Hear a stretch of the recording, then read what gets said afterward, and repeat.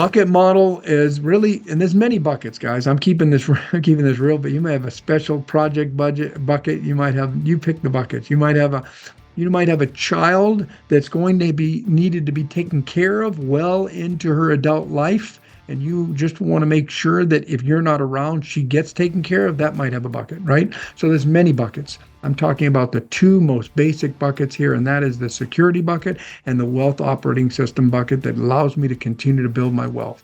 My vitality number, vitality number, you can replace that with my monthly expenses, my true monthly expense. Let's pick a number. Let's say it's 10 grand a month. And let's say you're comfortable with 10 months. You just want to know if the zombie apocalypse happens, it's probably only going to last 6 months. So I want 10 months worth of expenses. If it's up to me, it's 3 months. If it's up to Claudia, it's 60 months, right? So you've got to come up with a hybrid between what you and your significant other, for those of us that have a conservative significant other, you need to come up with what that number is, and multiply it times the number of months and put it into a bucket and put it into something that something that is very, very low risk. That you put it to work someplace, but as long as it's keeping up with inflation, you're happy. Okay, so it's very, very low risk. That is your security bucket. Okay, and then on your wealth operating system bucket, that's where you are building your surplus. Okay, also known as your core fund, right? Your wealth operating system is also known as your core fund, and your core fund is there to be your base of financial freedom, where you continually some within conservative investors, maybe some, depending on how much runway you have left, if the Lord willing, that you're going to be around for a long time, meaning younger people, your runway is longer. Maybe you can take a little bit more risks, right? Us people with a few gray hairs, a few more years on us, our runway, Lord willing, we're even around for as long as we want to be around or think we're going to be around. It's still a shorter runway than the younger crowd, right? So we want to make sure that we are continually building our wealth using that wealth operating system bucket. Your first order freedom goal is to have your core fund generate that horizontal income, that PRI we just talked about, to be more than 1.3 to 1, or more than 1, but 1.3 to 1.5 of your living expenses, of your vitality number. You are now financially free. Congratulations.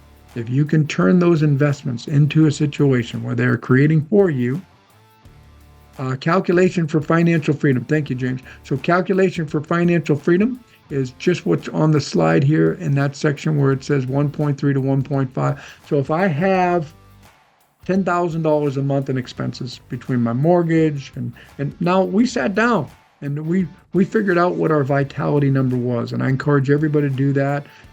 I'm not doing a class on that here, but let's talk about it for just a moment.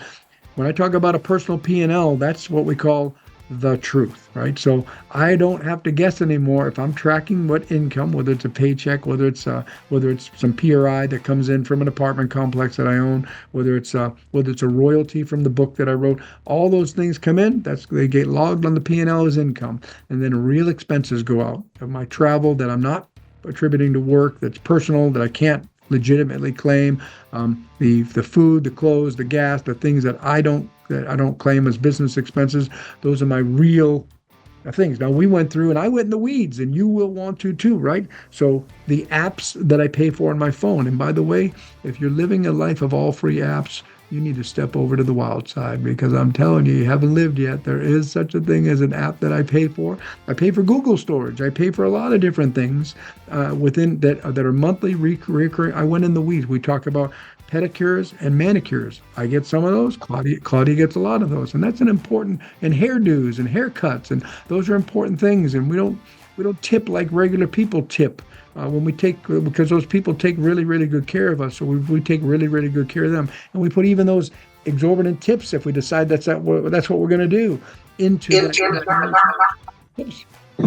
Mr. Bill, if you'll mute yourself, thank you, my brother, and good to see you. And we take all those things into consideration, guys. With the grooming of the dog, with the new shoes that I know I'm going to need all throughout the year, we just come up with those numbers based upon past P&Ls.